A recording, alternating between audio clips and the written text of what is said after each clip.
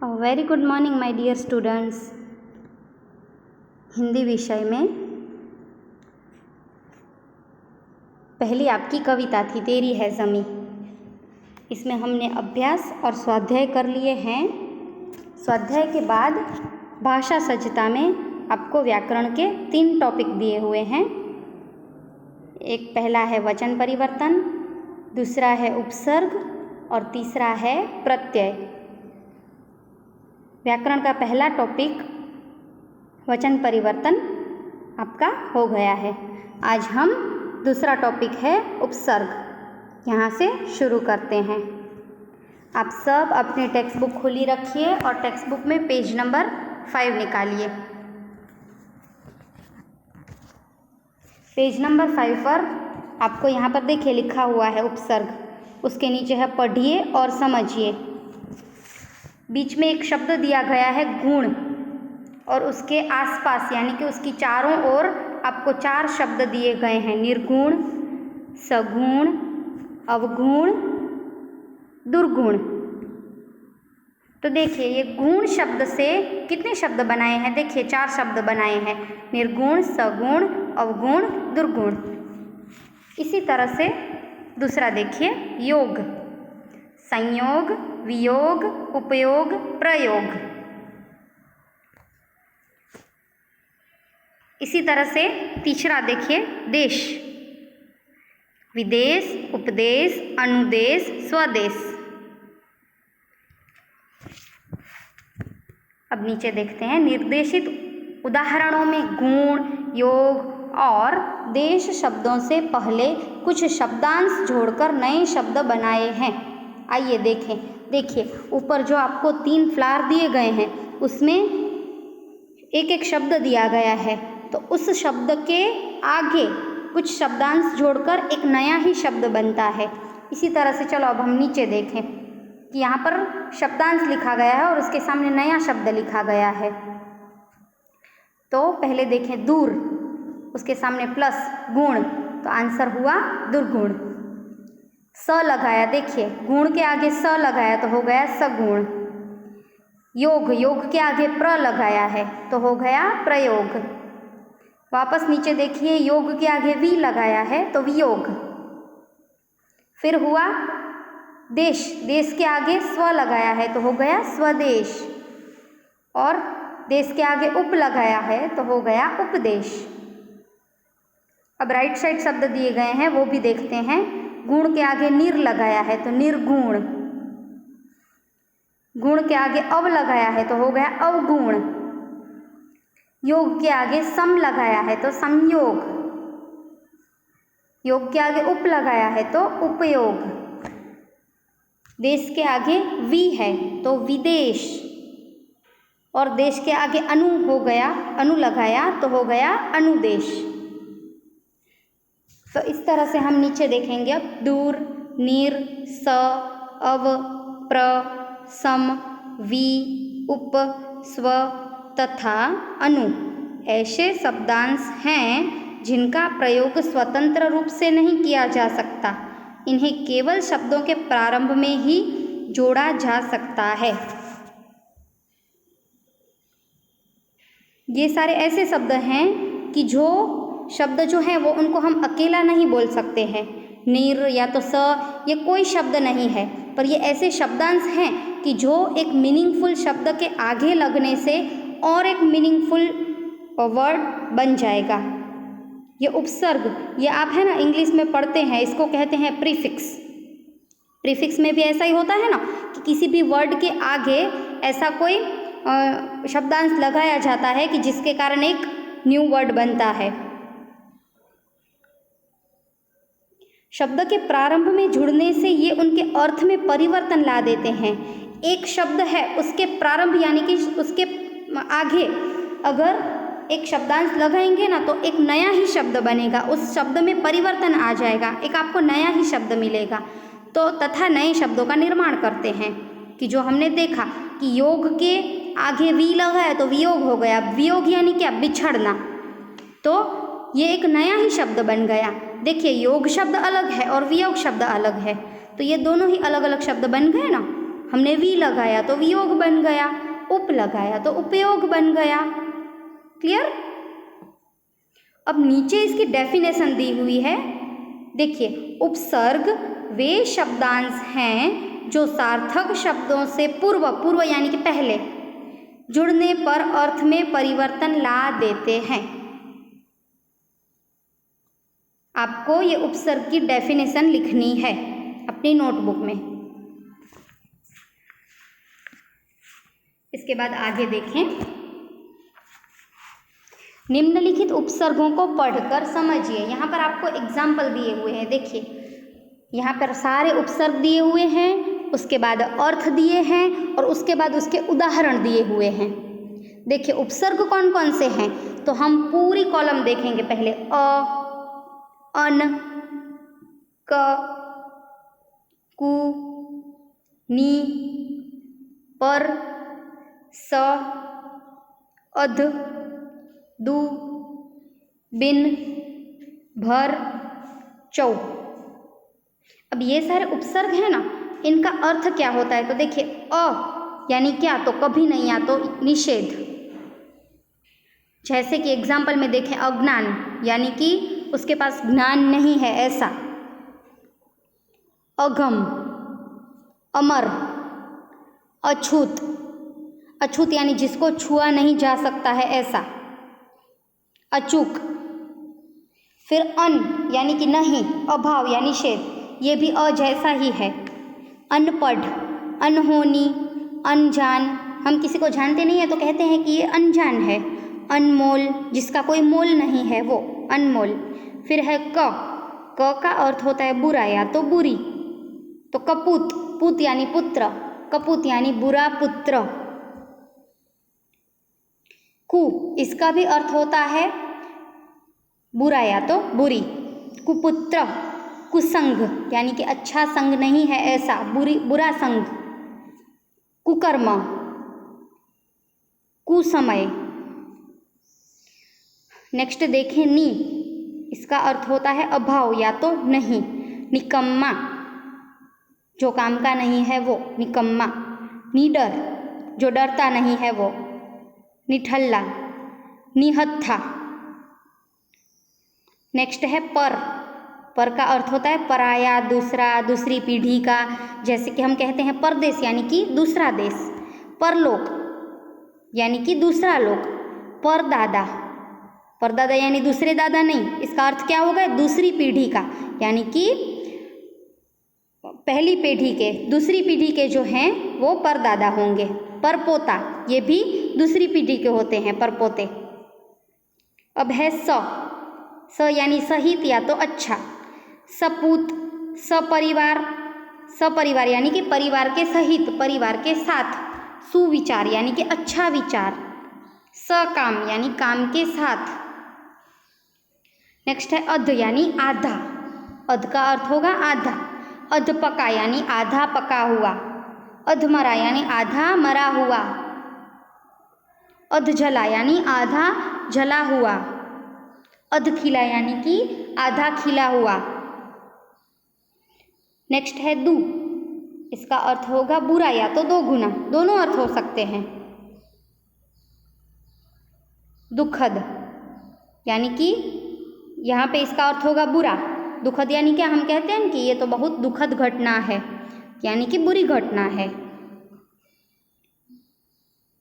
दुबला, दुःस्वप्न यानी बुरा स्वप्न। दुगुना यानी दो गुना।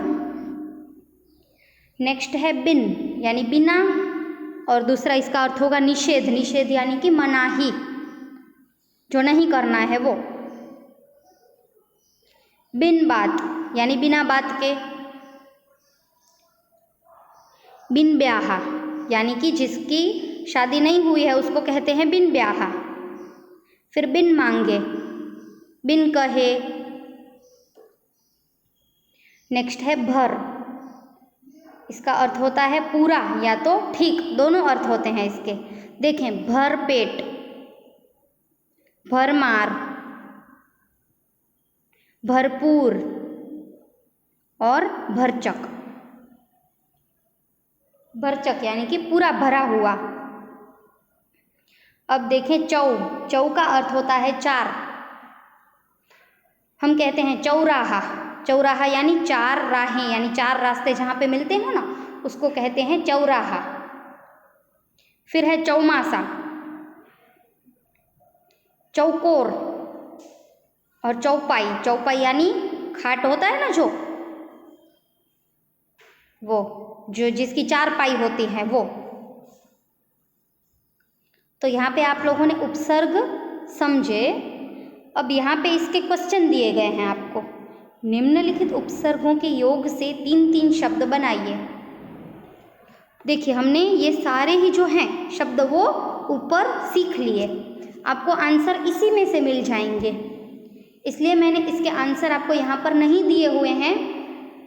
हम अभी इसकी चर्चा कर रहे हैं, बाद में आप अपनी नोटबुक में इसमें से देख कर लिख सकते हैं। देखिए चौ, तो चौ से हमें 3 शब्द बनाने हैं, तो ये रहा बिल्कुल ऊपर। हमें 4 शब्द हमारे पास हैं, इनमें से कोई भी 3 शब्द आप लिख सकते हैं। चौराहा, चौमासा, चौपाई, कोई भी लिख सकते हैं आप। इसके बाद है बिन,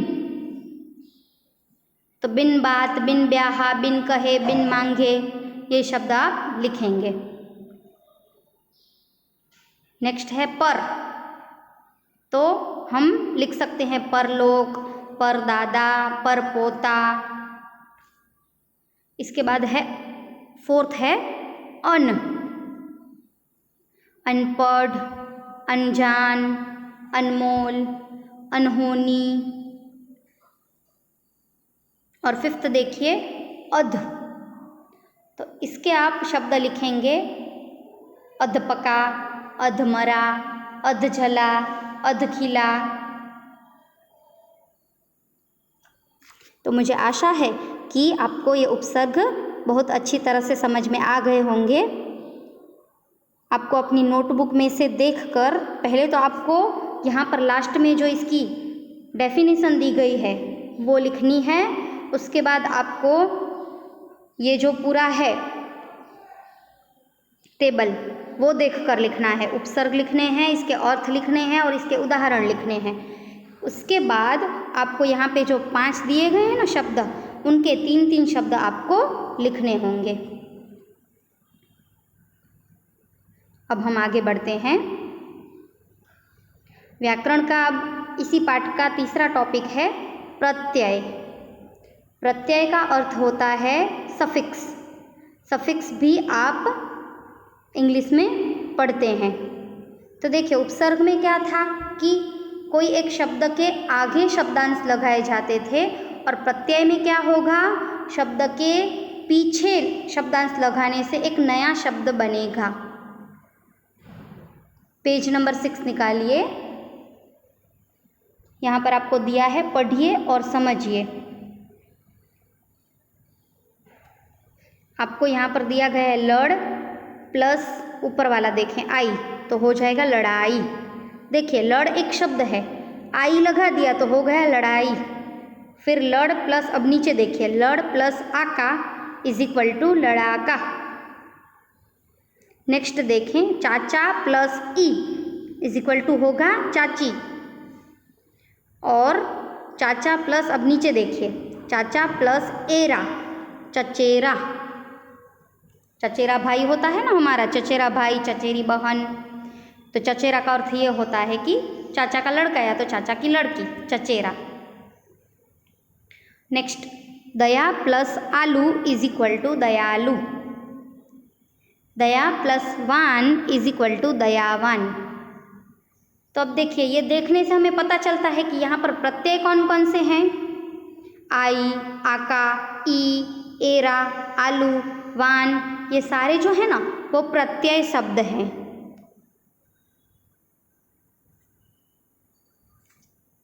अब आप पेज नंबर 7 पर आएंगे। उपयुक्त उदाहरणों में लड़, चाचा और दया शब्दों में क्रमशः क्या लगाया गया है, आई, ई तथा आलू शब्दांशों का प्रयोग करके नए शब्द बनाए गए हैं। जो हमने आगे देखे वही यहाँ पर दिए गए हैं। लड़ प्लस आई इज इक्वल टू लड़ाई, लड़ प्लस आका इज इक्वल टू लड़ाका, चाचा प्लस ई इज इक्वल टू चाची, चाचा प्लस एरा इज इक्वल टू चचेरा, सामने भी दया के भी यही शब्द हैं जो हमने आगे पढ़े। तो लड़, चाचा तथा दया शब्दों के अंत में जोड़े गए, अंत में यानी कि उसके पीछे, शब्द के पीछे जोड़े गए आई, ई, आलू शब्दांश प्रत्यय हैं। ये सारे शब्द क्या हैं? प्रत्यय हैं। अब देखिए प्रत्यय की डेफिनेशन आती है, ऐसे शब्दांश जो शब्दों के अंत में जुड़कर नए शब्दों का निर्माण करते हैं, नया शब्द बनाते हैं, वो क्या कहलाते हैं? प्रत्यय कहलाते हैं। अब देखिए जिस तरह से उपसर्ग में आपको टेबल दिया गया था, उसी तरह से प्रत्यय में भी आपको टेबल दिया गया है। ये हम देखेंगे, शब्द दिए गए हैं। मेन शब्द क्या है? चल, खा, सुन, पढ़, खेल, गाड़ी, भूख, लड़का, इंसान, खाट, बल, झगड़ा, बाबू, शेर और भिख। अब प्रत्यय शब्द देखें, ता, या, कर, आई, औना, वाला, आ, पन, इयत, इया, शाली, आलू, आइन, नी, आरी। ये सारे प्रत्यय हैं, यानी कि शब्द के पीछे जुड़ेंगे। अब देखिए चल प्लस ता करेंगे तो हो जाएगा चलता। प्रत्यय के योग से बना हुआ नया शब्द देखिए बन गया चलता। फिर खा प्लस या करेंगे तो खाया। सुन प्लस कर हो जाएगा सुनकर। पढ़ प्लस आई इज इक्वल टू पढ़ाई। खेल प्लस औना इज इक्वल टू खिलौना। इसमें खिलौना नहीं होगा, खिलौना होगा। खेल प्लस औना, फिर सामने हम इसका मीनिंगफुल शब्द लिखेंगे खिलौना। गाड़ी प्लस वाला इज इक्वल टू गाड़ी वाला। भूख प्लस आ इज इक्वल टू भूखा। लड़का प्लस पन इज इक्वल टू लड़कपन। इंसान प्लस इयत इज इक्वल टू इंसानियत। खाट प्लस इया इज इक्वल टू खटिया। बल प्लस शाली इज इक्वल टू बलशाली। झगड़ा प्लस आलू इज इक्वल टू झगड़ालू। बाबू प्लस आइन इज इक्वल टू बबुआइन। अब ये शब्द जो है वो आपके लिए नया होगा। बबुआइन का अर्थ क्या होता है? देखिए बाबू एक शब्द है, बाबू यानी कोई छोटा लड़का या बच्चा नहीं। बाबू का अर्थ होता है क्लर्क। मेल क्लर्क जो होता है ना, मेल क्लर्क, उसके कहते हैं बाबू, और फीमेल क्लर्क होती है उसको कहते हैं बबुआइन। आगे बढ़ें। शेर प्लस नी इज इक्वल टू शेरनी। नेक्स्ट लास्ट है भीख प्लस आरी इज इक्वल टू भिखारी। तो ये प्रत्यय जो हैं वो भी आपको अच्छी तरह से क्लियर हो गए होंगे। अब आपको प्रत्यय में भी क्या करना है? प्रत्यय की हेडिंग देनी है, फिर प्रत्यय की डेफिनेशन लिखनी है, और उसके बाद यहाँ पे आपको शब्द प्रत्यय और प्रत्यय के योग से बना हुआ शब्द, तो आपको ये जो टेबल दिया गया है वो भी आपको अपनी नोटबुक में लिखना है, और उसके बाद आप ये अभ्यास जो है वो लिखेंगे। ये उपसर्ग और प्रत्यय आपको पूरा साल चलने वाले हैं। सेमेस्टर 1 में भी शुरुआत हुई है और सेमेस्टर 2 में भी आपको ये प्रत्यय जो हैं और उपसर्ग हैं दोनों आपको आएंगे, तो आप अच्छी तरह से इनको समझना। अब अभ्यास देखें। निम्नलिखित शब्दों में प्रयुक्त प्रत्यय ढूंढिए। आपको इनमें सिर्फ प्रत्यय ढूंढना है। मनुष्य प्लस ता, तो इसमें प्रत्यय क्या है? प्रत्यय यानी पीछे जोड़ा हुआ शब्दांश। तो देखिए मनुष्य एक शब्द है और ता जो है वो क्या है? प्रत्यय है। फिर है धनवान, तो हम उनको अलग करेंगे ना तो हमें खुद ब खुद प्रत्यय मिल जाएंगे। धन प्लस वान, तो हमें प्रत्यय क्या मिला? वान। अब तीसरा है रसोइया, तो यहाँ पे आपको ध्यान रखना है सिर्फ इसमें या नहीं आएगा। या प्रत्यय है प्लस, लेकिन किस तरह से होगा? इनको हम अलग करेंगे। रसोई प्लस इया, तो हो जाएगा रसोइया। रसोई प्लस इया तो होगा रसोइया। तो हमें यहाँ पर प्रत्यय मिलेगा इया। नेक्स्ट है टोकरी। तो देखिए टोक प्लस री तो हम कर नहीं सकते हैं क्योंकि री तो यहाँ पर हमें प्रत्यय मिलेगा नहीं। हमें टोकरी को किस तरह से अलग करना है, टोकरा, टोकरा होता है ना, टोकरा प्लस ई कौन सी आएगी, बड़ी ई आएगी, टोकरा प्लस ई, तो हमें यहाँ पर प्रत्यय मिलेगा बड़ी ई। नेक्स्ट है इकहरा, इक प्लस हरा तो हमें क्या प्रत्यय मिला, हरा। फिर है धोखेबाज, तो हम शब्द बनाएंगे धोखा प्लस बाज, धोखा प्लस बाज तो हो जाएगा, हमें प्रत्यय मिलेगा बाज। नेक्स्ट है बलवती। यहाँ पर वती प्रत्यय नहीं होगा, इसको हम अलग करेंगे पहले। तो बलवत प्लस बड़ी ई, देखिए ती बड़ी है इसलिए हमें ई भी बड़ी लेनी पड़ेगी, बलवत प्लस बड़ी ई तो हमें प्रत्यय मिलता है बड़ी ई। और लास्ट है भाग्यवान, तो होगा भाग्य प्लस वान तो हमें प्रत्यय मिला वान।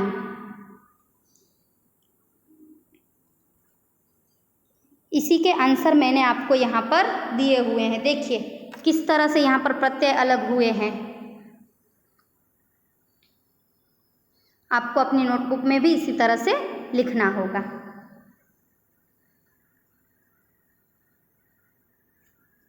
यहाँ पर हमारा फर्स्ट चैप्टर पूरा होता है। Thank you, God bless you, have a nice day.